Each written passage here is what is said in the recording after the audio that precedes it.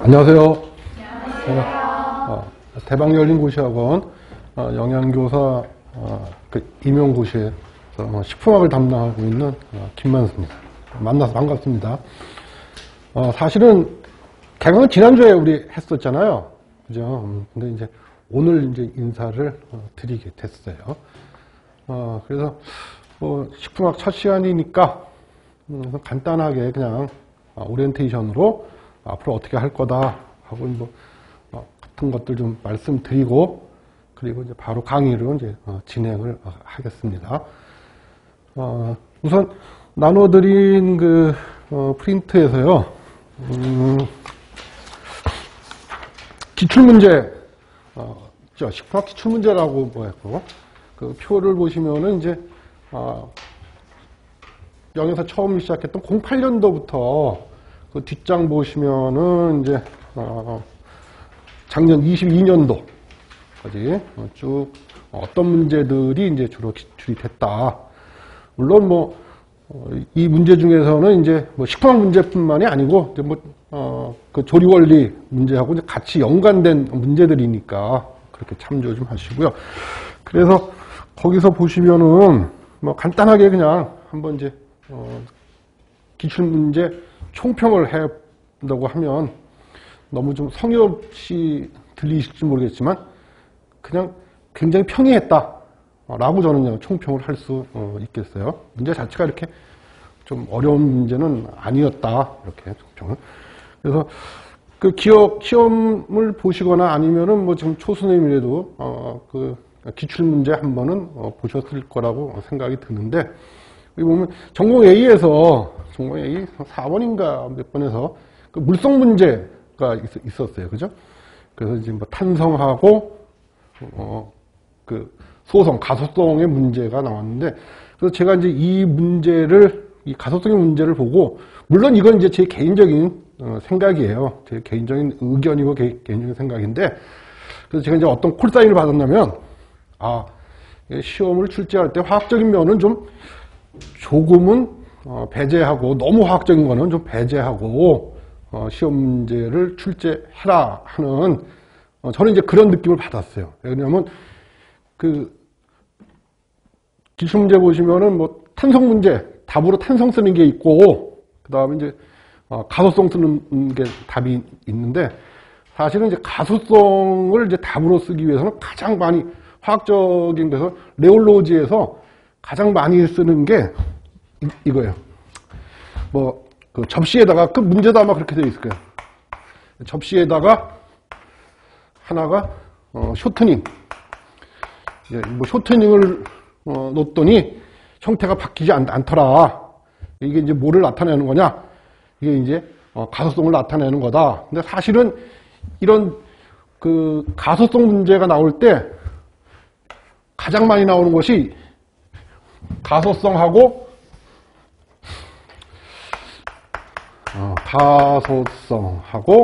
그 다음에 고점성, 이거 비교하는 게 가장 많이 화학적인 거예요. 레올로지에서 가장 기본적인 거예요. 뭐냐면은, 자, 접시에다가 생크림이나 쇼트닝 집어넣으면 변형이 안 돼. 그런데 물엿 있죠. 물엿은 뜨기가 좀 어렵지만 물엿을 떠서 접시에 두면은 시간이 경과함에 따라서 흐르죠. 이렇게 흘러간단 말이에요. 그래서 사실은 소성, 가소성 이런 것 시험 문제 낼 때 가장 많이 내는 문제가 사실은 이거예요. 이건데 이거 배제하고 그냥 탄성, 소성, 가소성 이렇게 쓰는 거 보니까 제가 받았던 느낌은 앞으로 시험은 너무 화학적인 면은 좀 배제하고 그냥 좀 쉽게. 그래서 전반적으로 기출문제 보시면은 아마 그렇게 이거 뭐지? 라고 하는 것들은 아마 없었으리라 생각이 들어요. 그 다음에 이제 두 번째가, 전공 A의 두 번째 문제가 단백질 응고 문제잖아요. 그래서 이제 하나가 이제 우유를 가지고 치즈 만드는 거, 그죠? 그리고 이제 콩 갖고 두부 만드는 거. 그래서 그 단백질 이제 응고에 관한 그런 문제들이 이제 나왔는데, 그래서 거기서 이제 핵심적인 얘기는 그 응고 기전. 그러니까 치즈 만드는 응고기전하고 두부 만드는 응고기전. 그래서 치즈 만드는 그 응고기전은 주로 이제 뭐를 이용한 거예요? 효소를 이용한 거예요. 효소.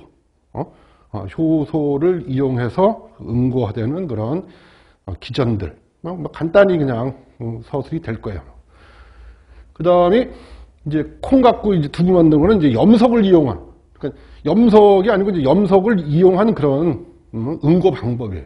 그래서 이제 그런 것들로 정리를 하시면 되고. 그래서 이게 이제 전공 A 쪽에 나왔던 두 문제고요. 전공 B 쪽에서 나왔던 게 근육색소인 그 미오글로빈 있죠. 미오글로빈의 이제 변색에서 그 헤마틴 쓰는 거 하고 그 다음에 이제 헤민으로 바뀔 때 이제 헤마틴 같은 경우에는 그 수상기가 즉 OH기가 뭐로 바뀌는 게 헤민이에요. 염소로 바뀌었던 게 이제 그게 헤민. 이제 그 과정 써라 이제 그런 거 나왔고 그 다음에 이제 지질의 3패 문제가 또 나왔잖아요. 지질 3패가 가는 문제. 그래서 여기서 나왔던 게 이제 발연점 쓰는 거.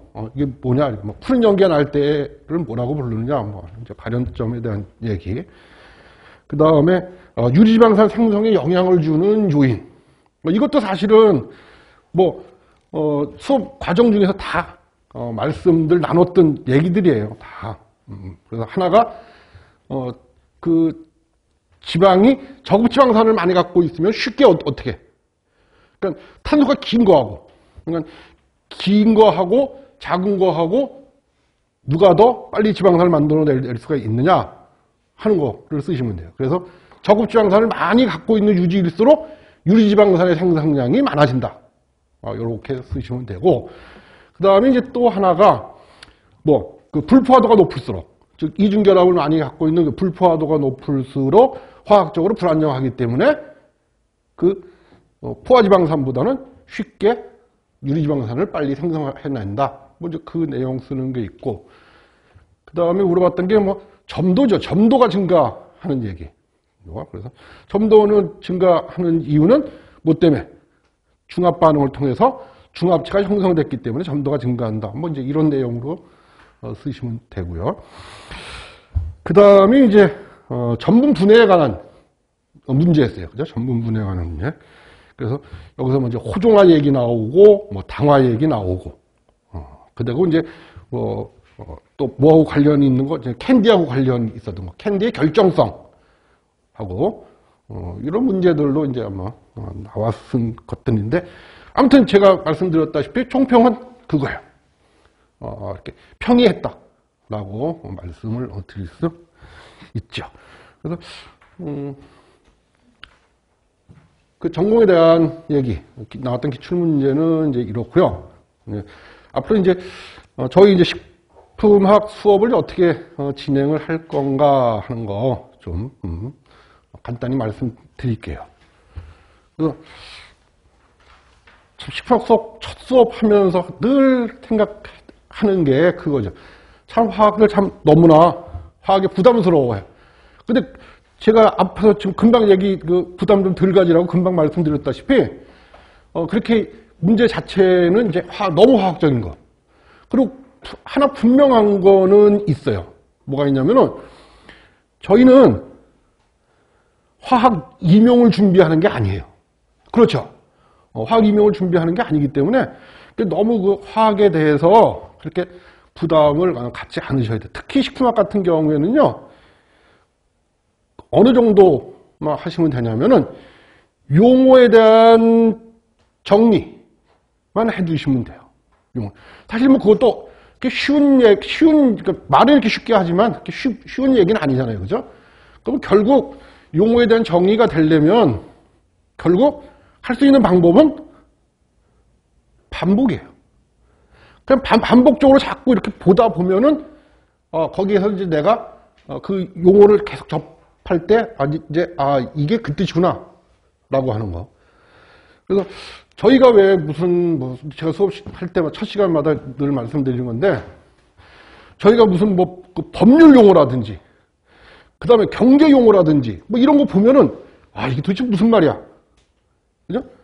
그렇듯이 자꾸 그걸 반복적으로 보다 보면은 아마 저희도 아마 그런 거 법률 용어나 경제 용어 아마 이해를 할 거예요. 마찬가지예요. 화학적인 용어도 화학 용어도 선생님들이 이제 반복을 통해서 접하시다 보면은 아마 이해가 되시면은 이제 그때부터는 정리가 가능해져요. 그래서 저희가 이제 식품학을 이제 그 식품학 연강에 대해서 간단히 좀 3, 4, 5월 사실은 작년까지는 이 세 달 동안을 전부 이제 기본 및 심화 이론 이래갖고 이제 준비를 했었어요. 근데 올해는 이제 요 2달 3, 4월 달은 이제 기본 이론 시간을 가질 거예요. 기본 이론. 그래서 정말 기본적인 내용이죠. 기본 이론이니까. 그래서 혹시 초선생님 같은 경우는 이 기간 동안에 내가 금방 말씀드렸듯이 그런 새로 내가 들어보지 못했던 용어들, 그리고 내가 별 관심 없었던 용어들, 그런 용어들에 대해서 내가 지금 적응하는 그런 그 기간이다, 또는 그런 과정이다, 이렇게 생각하시고 이제 적응하시면 되고요. 그 다음에 이제 재수 이상 이제 N수 선생님들 같은 경우는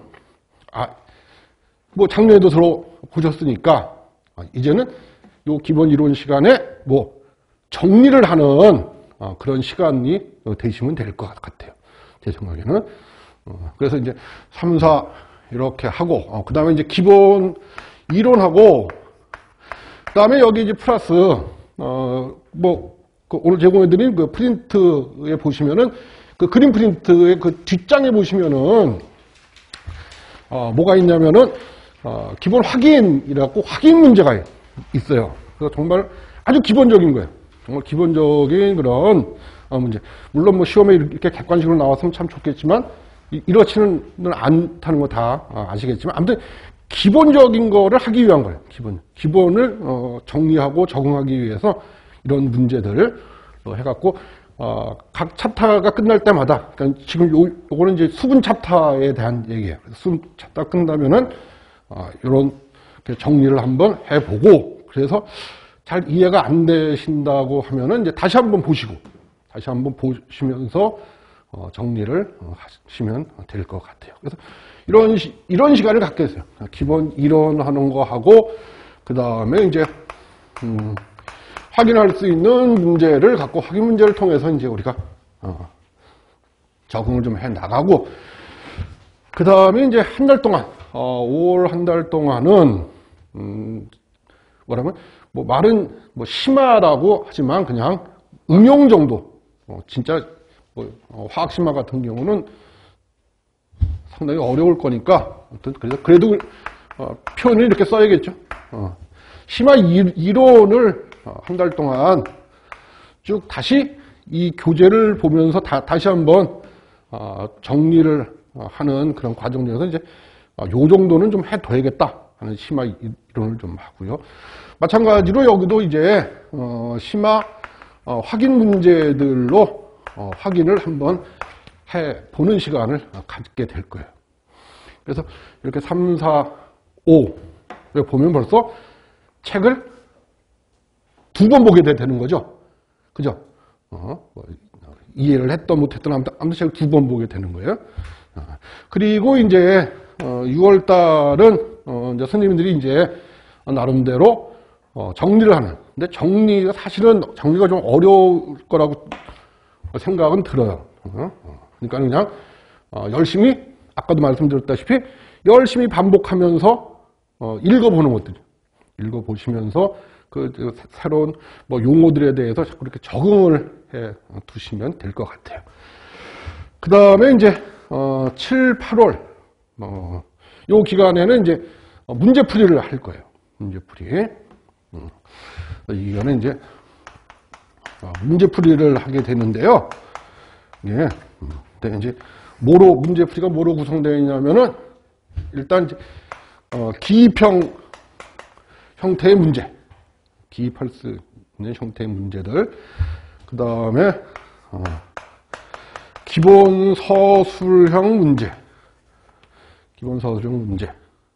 사실 오늘 나눠드리는 프린트에서도 아마 6번인가 5번인가 이렇게 서술형 문제 하나 이렇게 있죠. 그러니까 뭐 기본적인 게 그 정도예요. 그 정도의 것들이 이제 기본 서술 형태의 문제고. 그 다음에 이제 뭐 심화 또는 뭐 심화보다는 뭐 그냥 응용이라고 표현을 하는 게 더 나을 것 같아요. 그러니까 응용 서술형 문제. 이렇게 해서 우리가 이제 2달 동안 이렇게 이제 정리를 하시고 나면 그러면 이제 9월, 10월, 그다음에 11월.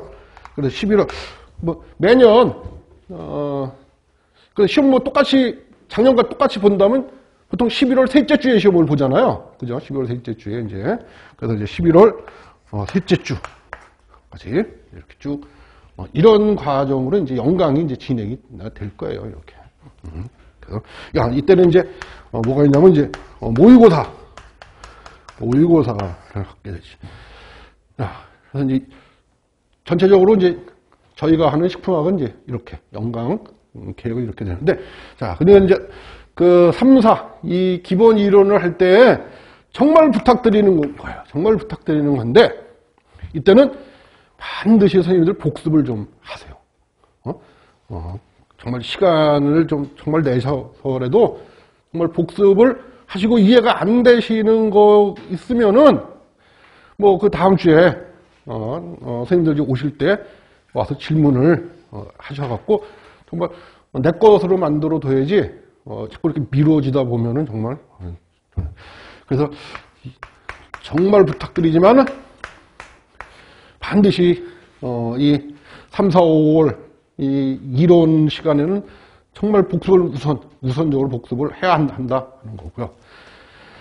그 다음에 이제 이 문제 풀이하는 7, 8월 이 기간 동안에는요, 이게 반대로 예습을 반드시 한번 이제 문제를 한번 본인이 다른 교재나 또는 뭐 참고 자료를 보지 않고 한번 내가 한번 적을 수 있는 것만큼만 적어 보시고, 그리고 이제 그 상태에서 수업에 임해서 과연 이 문제에서 키워드가 뭔가 하는 것들, 그런 것들을 이제 서로 이제 맞춰가는 거예요. 이제 그래서 선생님들하고 또 지금 저희하고 그 키워드를 맞춰서 그래서 이런 답에서는 최선의 답은, 이런 문제에서의 최선의 답은 이런 키워드로 작성을 해야 된다 하는 것들로 이제 해야 되기 때문에, 그래서 반드시 선생님들이 꼭 한 번씩은 적어 보시고 와야 돼요. 그래야지만 가능하지, 그냥 저희가 여기서 하는 거대로 그냥 적어 가시면 크게 이렇게 큰 의미는 없어요. 그거를 꼭 부탁드리고요. 네. 뭐 요것만 이제 부탁드리면 되고요. 그다음에 이제 끝으로요. 왜 공부를 보세요. 정말 3월 달부터 11월 달까지 정말 이 여정이 굉장히 길잖아요. 정말 이 긴 여정이 있지. 올 한 해가 다 가는 거예요, 이게. 올 한 해가. 긴 여정 때문에 아마 뭐 개인 차이는 있으시겠지만 체력적으로나 또는 정서적으로 굉장히 힘드실 거예요. 굉장히. 매년 다른 스님들도 같은 것들 경험을 해보셨을 거니까 저희들이 이제 아는데, 정말 이게 긴 여정이기 때문에 정말 체력적으로라든지 또는 정서적이라든지 굉장히 힘들어요. 그래서 우선 체력적으로는 체력 관리를 좀 지금부터라도 좀 해두세요. 체력 관리를 하셔서 마지막 11월 마지막 여정까지 잘 할 수 있도록 하시면 되고요. 그 다음에 뭐 정서적인 것도 마찬가지예요. 정서적인 것도. 그래서 중국 속담에 이런 말이 있대요. 왜냐하면 뭐 빨리 가기 위해서는 혼자 가고, 그리고 멀리 가기 위해서는 함께 가는 것이 좋다. 뭐 이제 이런 부담이 되는데 정말 그 말은 맞는 것 같아요. 그래서 선생님들 뭐 여기 있는 선생님뿐만이 아니고 지금 그 동영상 듣는 선생님들도 저희 뭐 카페에 다 가입하셨겠지만 카페에 이 교재 뒤쪽에 보시면은 뭐 영양만점, 위생만점 그 카페에 있어요. 그래서 카페 가입을 꼭 하셔서 그래서 다른 여러 선생님들하고 소통을 하시면서 정말 이렇게 긴 여정이기 때문에 함께 가면서 정말 그 잘 마무리할 수 있도록 뭐 저희들이 그 응원을 드릴게요. 자, 뭐 간단하게 그냥 이 정도로 오리엔테이션을 마치고 바로 수업으로 진행을 하겠습니다. 자, 3페이지 한번 봐주실래요?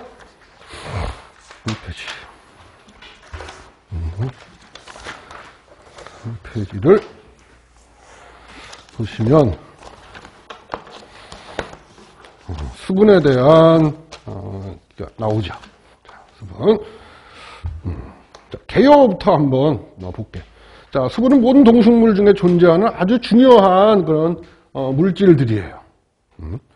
그래서 뭐 식품을 가공하거나 또는 저장할 때도 영향을 주고, 물론 미생물들이 증식하는 데도 영향을 주고, 뭐 여러 가지 아무튼 영향을 주게 돼요. 그래서 이 개요에서 중요한 것이 뭐냐면은 식품 속 수분의 역할이에요. 거의 개요에도 아마 설명을 해놨는데, 식품 속 수분의 역할. 그래서 첫 번째로 보시면은 여기 뭐라고 되어 있냐면 가용성 물질이라고 아마 되어 있는 것이 있을 거예요. 그죠? 거기다가 줄 좀 쳐 주세요. 가용성 물질. 자, 가용성 물질. 그래서 식품 속에 들어있는 가용성 물질로 대표적인 것이 뭐가 있느냐 하면은 염류하고 당류가 있어요. 염류, 그 다음에 당류. 이런 것들을 우리가 식품 속에 들어있는 이런 것들을 우리가 가용성 물질이라고 얘기를 해요. 가용성 물질.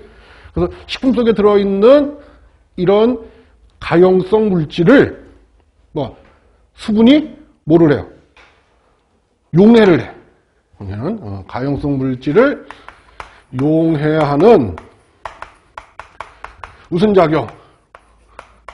용매로 작용을 해요. 용매로 작용을 한다는 거. 그 내용이 이제 수분의 역할. 첫 번째 역할이고요.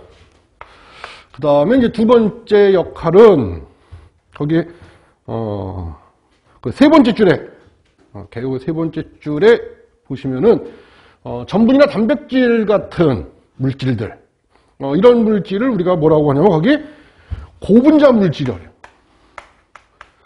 고분자 물질.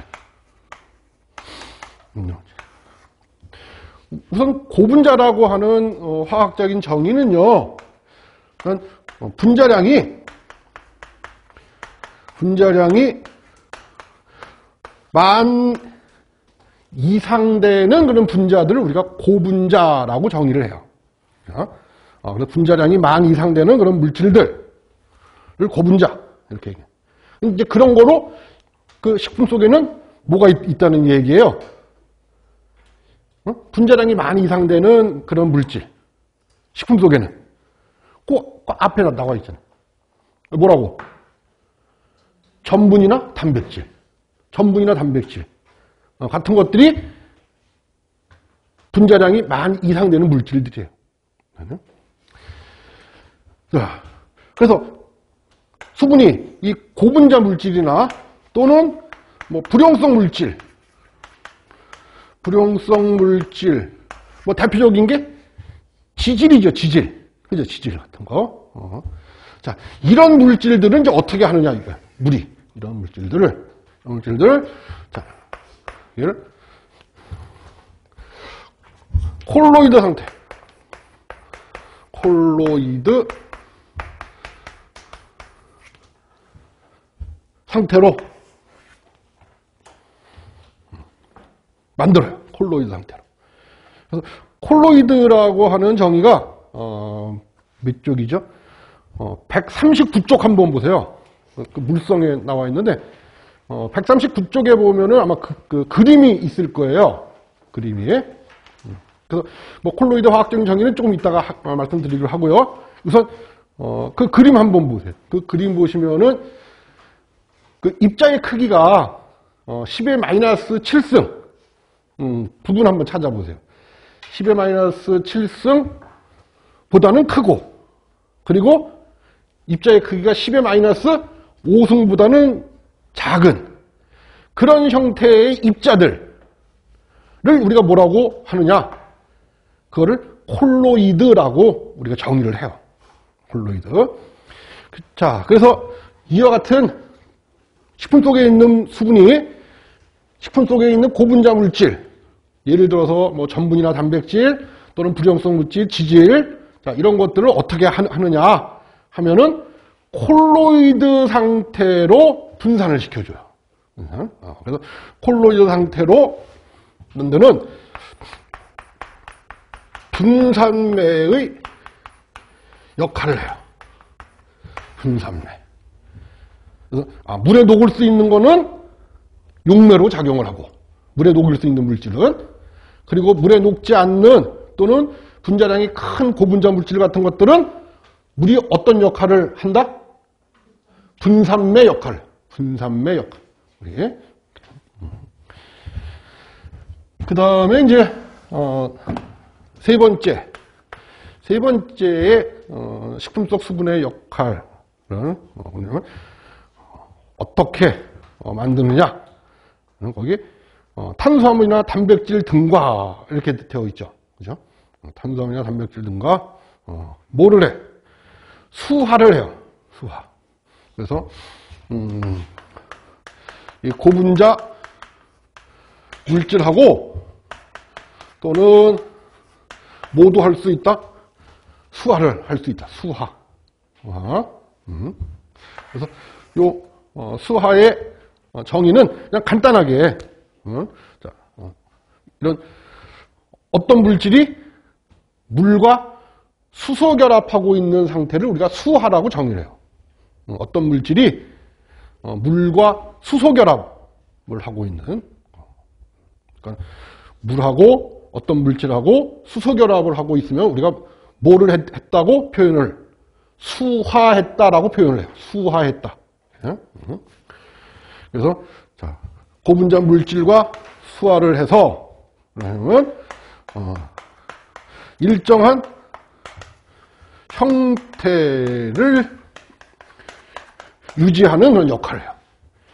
형태를 유지하는 역할. 그래서 대표적인 게 어떤 형태냐 하면은 단백질의 2차 구조, 또 단백질의 3차 구조, 이런 구조들을 유지하는 데 기여를 해요. 단백질의 2차 구조는 혹시 기억나세요? 단백질의 2차 구조 어떻게 생겼죠? 단백질의 2차 구조? 두 가지가 있죠. 하나가 이렇게 헬릭스 형태로 되어 있는 게 있고, 또 하나가 이렇게 병풍 구조로 되어 있는 것이 있고.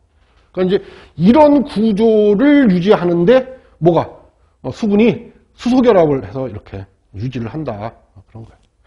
그래서 이제 이런 수분의 역할은 이렇게 크게 세 가지가 있다라고 하는 거 좀 그냥 정리를 좀 해 두시면 될 것 같아요. 자, 그래서 이제 첫 번째부터 한번 보죠. 수분의 구조. 수분의 첫 번째, 수분의 구조. 거기 4쪽에 보시면 수분의 구조하고 수소결합 하는 거하고 나와 있어요. 이렇게. 그 그림을 참조하시면 되고, 자, 수분의 구조는 어떻게 되어 있느냐 하면은, 두 분자의 수소하고, 수소 원자와, 한 분자의, 두 분자? 아니지. 두 개의 수소 원자와 한 개의 산소 원자가 무슨 결합을 하고 있느냐 하면은 공유 결합을 하고 있는 그런 형태예요.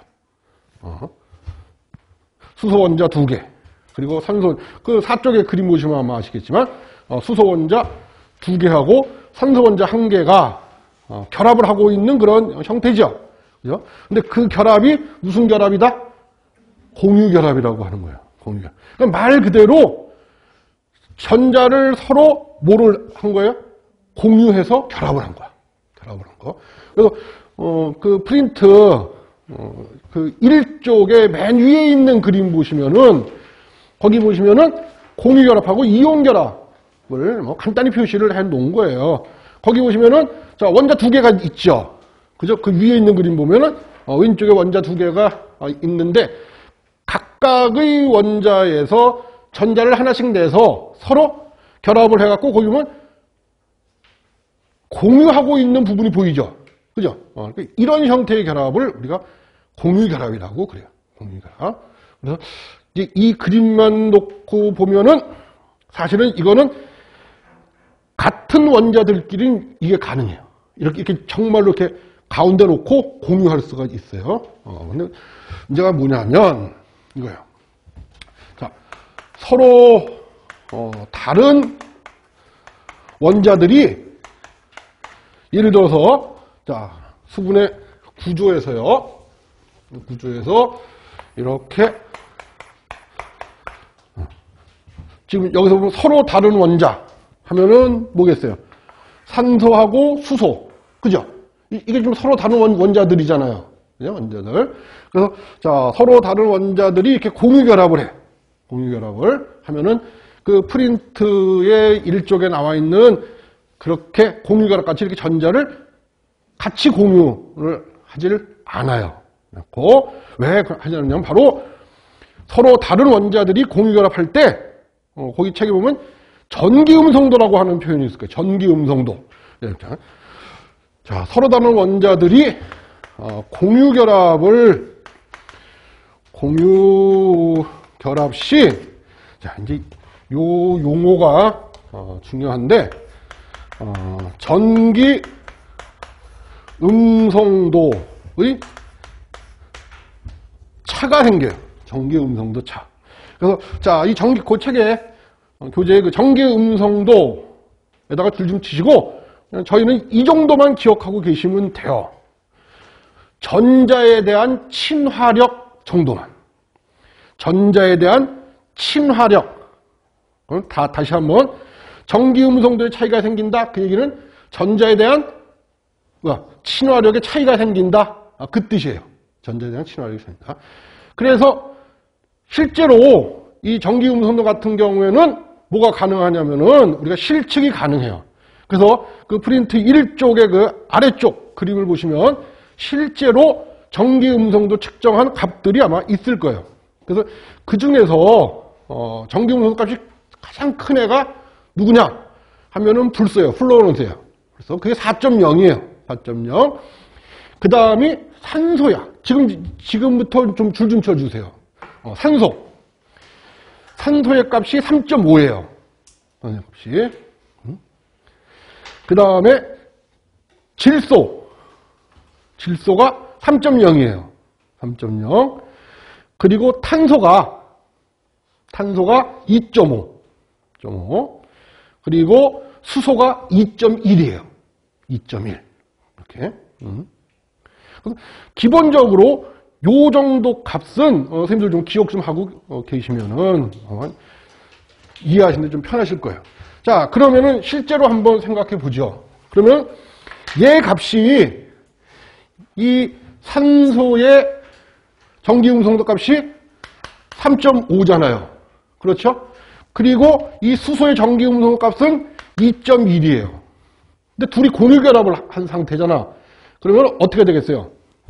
전자를 공유하는 것이 아니라 수소 쪽에 있었던 전자가 산소 쪽으로 이렇게 치우치게 돼요. 왜냐하면 전기음성도의 정의가 그죠. 전자에 대한 친화력이라고 정의를 했잖아요. 그러니까 산소 원자는 수소 원자에 비해서 전자에 대한 친화력이 아주 커요. 그렇기 때문에 정말 가운데 이렇게 놓고 공유하는 것이 아니라 자기 쪽으로 이렇게 전자를 뺏어가게 되는 형태예요. 그래서 이 수소 원자 같은 경우에는 뭐만 남냐면 양성자를 띠게 돼요. 그래서 전자가 이쪽으로 치우쳤으니까, 산소 쪽으로 치우쳤으니까. 그래서 이렇게 부분적으로 플러스를 띠게 돼. 수소 원자는. 마찬가지로 얘도 수소 원자니까 이렇게 부분적으로. 요 델타의 의미는요. 델타의 의미는 뭐라고 우리가 표현을 하면 되냐면 부분적인이라고 이해하시면 돼요. 부분적으로 또는 뭐 부분적인. 수소 원자는 부분적으로 양전하를 띠게 돼. 그럼 반대로 이 산소 원자 같은 경우에는 부분적으로 이렇게 음전하를 띠게 돼요. 이렇게. 그래서 전기음성도 차이 때문에 이렇게 산소 원자는 부분적으로 음전하, 그리고 수소 원자는 부분적으로 양전하를 띠게 돼요. 근데 이 그림에서 그 뭐 사쪽에 있는 그 아래쪽 그림을 한번 보시면 더 정확히 이해하시겠는데, 거기 그림 보시면은 자, 물 분자 내에서 서로 다른 극을 다 갖고 있죠. 그죠? 뭐하고 뭐를 갖고 있어요? 플러스하고 마이너스 두 개를 다 갖고 있잖아. 그죠? 그래서 이런 구조를 뭐라고 부르느냐, 우리가. 이런 구조를 쌍극자 모멘트라고 불러요. 쌍극자 모멘트. 그래서 자, 공유결합을 했을 때 이 전기 음성도 차이 때문에 자 물 분자는 어떤 형태? 쌍극자 모멘트 형태를 띠게 돼요. 물 분자들은 쌍극자 모멘트 형태를 띠게 돼. 자, 그렇기 때문에 뭐가? 물 분자들끼리, 인접한 물 분자들끼리 결합하기가 쉬워요. 그러면 자, 요 옆에다가 지금 이렇게 수소 이렇게 있다고 한번 생각해 보자고요. 지금 여기 있는 물 분자가 있고 여기 이렇게 물 분자가 이렇게 있어요. 있다고. 그러면은 얘는 이렇게 부분적으로 양전하, 또 부분적으로 양전하고 얘는 부분적으로 이렇게 음전을 띠게 될 거예요. 그러면 자, 이쪽 물 분자, 지금 그림상으로 왼쪽에 있는 물 분자에서 산소 원자하고, 그죠? 산소 원자는 무슨 극을 띠고 있어요? 마이너스를 띠고 있잖아요. 산소 원자는. 그죠? 그리고 자, 오른쪽 물 분자에서 이 수소 원자는 무슨 극을 띠고? 플러스 극을 띠고 있죠. 그러다 보니까는 서로 뭐 할 수가 있어요? 서로 결합할 수가 있어요. 그래서 이렇게 결합을 할 수 있다, 이거. 이렇게. 이쪽 물 분자하고 이쪽 물 분자가 이렇게 결합을 할 수가 있다. 그래서 이 결합을 우리가 뭐라고 부른다? 수소 결합이라고 부른다. 그죠? 나는 물 분자가 수소 결합을 하고 있는 이유는 물 분자가 무슨 형태로 되어 있기 때문에 쌍극차 구조 또는 쌍극자 모멘트 형태로 되어 있기 때문에 물 분자들끼리 뭐 할 수가 있다? 그렇지, 수소 결합을 할 수가 있다. 이렇게 구조에서 이해를 하시면 되겠죠. 그래서 그 수소결합의 이제 화학적인 정의는 자, 한번 적어 보세요. 이건 수소결합의 이제 화학적인 정의예요. 정의. 부분적으로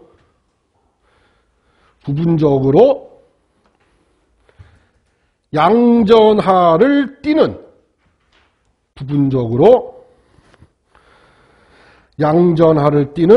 수소 원자가 전기 음성도가 큰 원자하고 가로치시고 산소 그다음에 질소 하고 가로 닫고. 이렇게. 그래서 다시 한번 자, 전기 음성도가 큰 원자들 사이에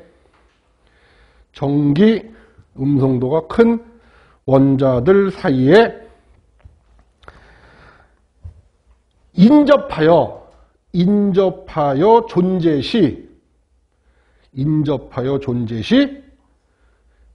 형성되는 결합. 그러니까 얘가 물 분자가 이렇게 거리가 이렇게 많이 떨어져 있으면, 예를 들어서 이쪽에 물 분자가 있고 뭐 거리가 이만큼 떨어져 있다. 그러면은 서로 수소 결합을 하지 못하고, 이게 어떻게 돼요? 이렇게 가까이 있어야 돼. 가까이. 이렇게. 물 분자하고 물 분자가 이렇게 가까이 있을 때 서로 결합하는 이런 정정적인 결합을 우리가 뭐라고? 수소 결합이다. 이렇게 화학적으로 정의를 한다 하는 거예요. 그래서 아무튼 그 구조적인 것 때문에 수소 결합을 쉽게 할 수가 있다 하는 거죠. 알아두시면 되고, 그 다음에 거기 이제 그 포인트에 보시면은 이렇게 돼 있어요. 자, 아까 수분이 용매로 작용할 수 있는 이유가 두 가지가 있는데, 화학적으로 두 가지가 있어요. 왜냐면 여기 수분의 역할에서 우리가 제일 처음에 그 개요에서 수분의 역할을 할 때 뭐라고 그랬냐면, 가용성 물질 같은 것들은 쉽게 용해하는 용매로 작용한다 이렇게 얘기를 했잖아요. 물 분자들이. 네. 그러면 물 분자가 이렇게 쉽게 용매로 작용할 수 있는 이유가 뭐냐 하면 이런 성질을 갖고 있기 때문에 그렇다 그거예요.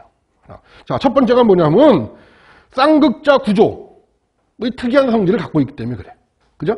쌍극자 구조의 특이한 성질. 거기 한번 줄 좀 쳐 주시고요. 쌍극자 구조의 특이한 그런 성질을 갖고 있기 때문에 그렇다. 그리고 이제 두 번째가 아주 큰 유전 상수값을 갖고 있기 때문에 그렇다 하는 거예요. 아주 큰 유전 상수값. 그러니까 그래서 그 유전 상수에 줄 좀 치시고, 자, 유전 상수에 대한 정의는 간단히 이렇게 내리시면 돼요. 용매가 한번 적어 보세요. 용매가 극성을 나타내는 척도. 용매가 극성을 나타내는 척도. 자, 그러면 쉽게 이해하기 위해서 유전 상수값이 크다 하는 거는 용매가 뭐가 크다는 거야? 뭐가 크다는 거야? 자, 유전 상수값이 크다 하는 건 용매가 뭐가 크다? 그렇지, 극성이 크다 그 뜻이에요. 극성이 크다. 그러니까 유전 상수값이 작다 하는 얘기는 용매가 극성이 낮다 그 뜻이에요. 그래서 그 프린트에 이쪽 한번 보세요. 이쪽에 아마 나와 제가 해놨는데, 그 이쪽 맨 위에 보시면은 일부 용매들의 유전 상수값의 비교라고 되어 있을 거예요 아마. 그래서 제일 많이 이제 비교하는 것이 거기 오른쪽 용매 종류에서 이게 두 개가 있잖아요. 왼쪽하고 오른쪽인데, 오른쪽 용매의 종류에서 쭉 내려오시다가 보면은 거기 에탄올이 있어요. 에탄올. 그래서 그 에탄올 같은 경우에 유전 상수값이 얼마냐 하면은 24.3이에요. 24.3. 그리고 쭉 내려오셔갖고 물 있죠. 물의 유전 상수값이 얼마냐 봤더니 78.54예요. 굉장히 높은 거예요. 78.54. 그러니까는 자, 물에다가 극성을 띠고 있는 용지를 집어넣으면, 물하고 에탄올에다가 집어넣으면 누가 더 쉽게 녹일 수 있다는 얘기예요. 물에다 집어넣으면 더 쉽게 녹일 수 있다. 그 뜻이에요. 그래서 유전상수값이 크기 때문에 그래서 뭐로 작용할 수가 있다? 네? 용매로 작용할 수가 있다. 이거지. 쌍극자 모멘트의 성질과 그리고 다른 용매들에 비해서 유전상수값이 크기 때문에 그래서 물은 용매로 이용이 가능하다. 뭐 그 정도만 해두시면 되고요. 자, 그 다음에 이제 5쪽에 보시면은 뭐 화학적인 용어 그렇게 많이 쓰는 용어는 아니지만 아무튼 나왔어요. 수분의 성질 해갖고 이온화 에너지 또는 뭐 해리 에너지 이렇게 표현을 했는데, 자, 이온화 에너지는 요거만 기억해주세요. 이선 정의 한번. 이온화 에너지. 자, 이온 화합물이, 거기 줄 좀 치세요. 이온 화합물이 이온으로 각각 분리하는데 필요한 에너지를 우리가 이온화 에너지라고 해요. 이온화 에너지.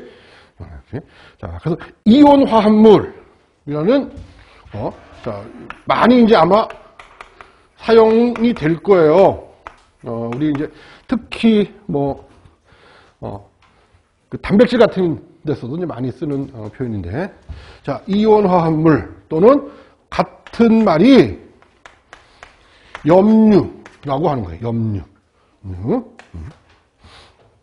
그래서 염류 그러면은 이온 화합물이라고 이해하시면 돼요.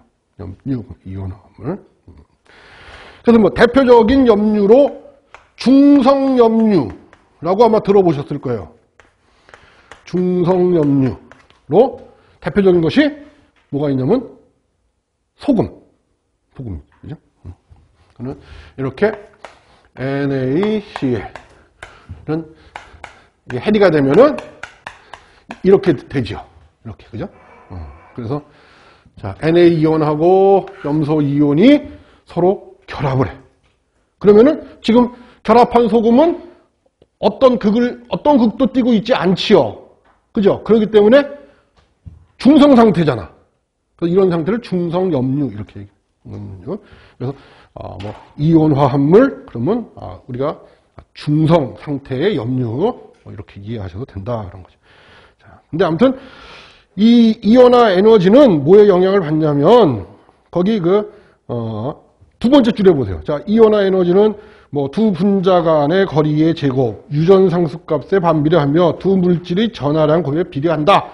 이렇게 표현을 해놨어요. 근데 이 중에서 기억해 두셔야 될 게 뭐냐면 유전상수값에 비례한다는 거예요. 이온화 에너지는. 그러니까 유전상수값이 크면은 이온화 에너지는 어떻다는 얘기예요? 크다는 얘기예요? 작다는 얘기예요? 작다는 얘기야. 그럼 작다는 얘기는 쉽게 이온으로 이렇게 분리가 된다는 뜻이에요? 아니면 잘 안 된다는 뜻이에요? 자, 다시 한번. 이온화 에너지, 즉 유전상수값이 클수록 이온화 에너지 값은 적죠. 그러면 이온으로 잘 분리된다는 얘기야? 아니면 좀 어렵게 분리된다는 뜻이에요? 쉽게 분리된다는 뜻이야. 유전상수값이 클수록 이온화 에너지 값이 작죠? 그렇죠? 유전상수값이 클수록 이온화 에너지 값이 작잖아. 그지? 그러니까는 조금의 에너지가 들어가면은 바로 뭐로? 이온으로 이렇게 분리가 된다. 그 뜻이에요. 이렇게. 그러니까 지금 이제 그 개념이에요. 그러니까 이거는 뭐 크게 중요한 건 아니고, 그 다음에 이제 우리가 꼭 기억해 두셔야 될 것이 바로 그 두 번째 용어, 수화하고 시네리시스라고 하는 거예요. 아마 많이 볼 거예요. 수도 없이 우리가 뭐 탄수화물 할 때도 이 수화에 대한 얘기, 뭐 시네리시스에 대한 얘기, 뭐 또 마찬가지로 단백질 할 때도 또 아마 마찬가지로 많이 들어보게 될 거예요. 그래서 여기서 용어에 대한 정의를 한번 해 두자고요. 자, 첫 번째 줄에 보시면은 식품 구성 성분 중 친수성기가 많이 노출되어 있는 부분 주위의 물 분자들이 수소결합을 해요. 물 분자들이 수소결합을, 거기 수소결합 줄 좀 줘주세요. 수소결합을 하는 것을 뭐라고 한다? 수화라고 정의하는 거예요. 수화. 그 프린트 이쪽 한번 보세요. 프린트 이쪽에 그 중간에 있는 그림, 중간 그림하고 이제 그 밑에 있는 그림이 이렇게. 네. 자, 그 중간에 있는 그림 보시면은 뭐라고 해놨냐면 소수성기 주변 및 친수성기 주변 물 분자들의 결합, 예, 이렇게 되어 있어요. 그래서 그 오른쪽 그림 있죠. 그 중간에서 그 두 개가 그림이 있잖아요. 그래서 거기 보면 자, 식품 성분 중에서 뭐야? 친수성기가 있는 부분. 그러니까 소수성기 있는 부분도 있고 친수성기 있는 부분도 있을 텐데 아무튼 친수성기 있는 부분의 물 분자들 한번 그 물 분자들의 형태를 한번 보세요. 일단 물 분자들끼리 뭐를 하고 있어요? 수소 결합을 하고 있지요. 그치? 자, 그리고 또 식품 성분들하고 식품 성분들의 식품 성분의 친수성기하고 물 분자들이 또 뭐를 하고 있어요? 수소 결합을 하고 있죠. 이런 거를 뭐라고 표현한다고요? 수화라고 표현하는 거예요. 수화. 이거를 수화하고 있다. 이렇게 표현한다고요. 자, 그리고 그 왼쪽 그림 보세요. 이번에는요, 식품 성분 중에서 뭐야? 소수성기가 있는 부분이에요. 그죠? 소수성기가 있는 부분에 거기에 물 분자들이 이렇게 분포를 하고 있어요. 근데 뭐 물 분자들은 자기들끼리 수소 결합을 하고 있죠. 그죠? 물 분자는 똑같이. 그런데 친수성기가 있는 부분하고는 달리 뭐를 하고 있어요? 뭐를 못 하고 있는 거예요? 소수성기 부분들하고 수소 결합을 못 하고 있죠. 그죠? 자, 그러다 보니까 이제 소수성기가 하나 더 있어요. 이제 그 밑에 있는 그림이 그거야. 지금 소수성기가 이렇게 두 개가 지금 이렇게 있는 그림이 보이죠? 그래서 소수성기들끼리 인접을 해. 이렇게 이제 가깝게 이제 접근을 해요. 소수성기들이. 그러면서 소수성 그 기들이 서로 결합을 하게 돼. 이 결합을 우리가 뭐라고 그러냐? 이걸 소수성 결합이라고 표현을 해요. 소수성 결합. 근데 소수성 결합을 할 때 중요한 현상이 생기는데 그 현상이 바로 소수성기 주변에 있었던 물 분자들이 전부 바깥쪽으로 빠져나가게 돼요. 소수성기 주변에 있는 물 분자들이 다 바깥쪽으로 이렇게 빠져나가게 된다. 그래서 이런 바깥쪽으로 빠져나가는 이런 현상을 뭐라고 부른다? 그렇죠. 이거를 시네리시스라고 부른다 하는 거죠. 그러면 우리가 어떤 경우에 이와 같은 시네리시스 현상을 보느냐 하면은 이럴 때 봐요. 그러면 전분을 호화시킨 다음에 노화될 때, 전분 노화 때, 그리고 치즈 제조할 때, 그리고 두부 제조할 때, 이런 시네리시스. 그러니까 시네리시스 현상이 생겼다는 얘기는 예를 들어서 자 치즈에서 카제인들이 서로 이제 결합을 할 거 아니겠어요, 그죠? 뭐 칼슘에 의해서 결합을 하던 아니면 산에 의해서 가깝게 결합을 하던. 근데 거기에 이제 결합을 하게 되면 뭐 주변에 물도 있고 하니까 이제 수소 결합을 할 건데, 근데 소수성기들끼리는 뭐를 한다는 얘기예요? 소수성기들끼리는 소수성 결합을 하게 돼. 그러면은 그 주변에 있었던 물들이 이렇게 밖으로 이렇게 빠져나오게 되는 거예요. 그래서 이제 그거는 뭐 나중에 일단 말씀드리기로 하고요. 그래서 간단하게 그냥 이런 개념들, 수화, 그 다음에 뭐 시네리시스 이런 것들. 그래서 시네리시스 현상은 어떤 경우에 소수성기들끼리 서로 이렇게 결합을 했을 때 그 소수성기 주변에 있었던 물 분자들이 이제 더 이상 뭐 그 주변에 있는 것이 아니라 그냥 바깥으로 빠져나가는 거, 이런 거를 우리가 시네리시스라고 한다 라는 것만 좀 정리를 해 두시면 되고요. 그 다음에 기능부터는 조금 쉬었다가 다시 할게요.